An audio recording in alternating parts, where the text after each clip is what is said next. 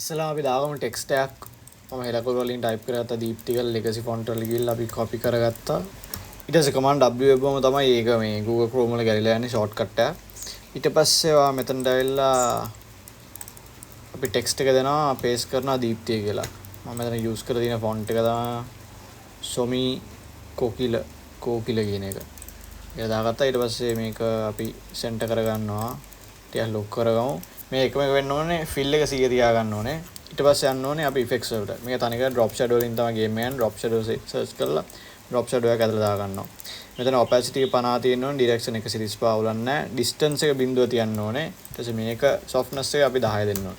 ඊට පස්සේ අපි මේ copy paste කර තමයි යන්නේ scene එක drop shadow එක. copy කරා command C command V දුන්නා paste වුණා. command නැත්නම් control මම Mac එක පාවිච්චි කරන එක command.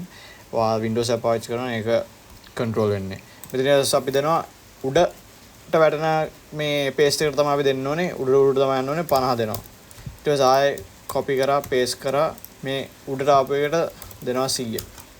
ඊට පස්සේ copy කරා paste කරා ඊට පස්සේ දෙනවා 200. ඊට පස්සේ ආයේ copy කරා paste කරා ඊට පස්සේ දෙනවා 500. කිසිම වෙනසක් නැහැ. ඒක තමයි ප්‍රශ්නේ. මට මෙතන පාට මාරු කරන්න බැරි වුණා. මේක සුදු වෙන්න ඕනේ.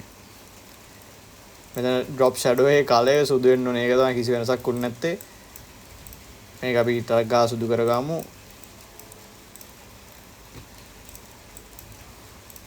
අන්න ආර පේන ඇති glow එක වැටිගෙන යනවා. මේක අපි 500 තු 1000 දාගමු. පොඩ්ඩක් වැඩි වගේ. ඔන්න දීප්තිය එල්ල තියෙනවා. ඊට පස්සේ අපිට මේක පාට මාරු කරගන්න ඕන නම් කරන්න ඕනේ tint එකක් tint කියලා තියෙන effect එකක් ඒක ඇදලා දා ගන්න ඕනේ.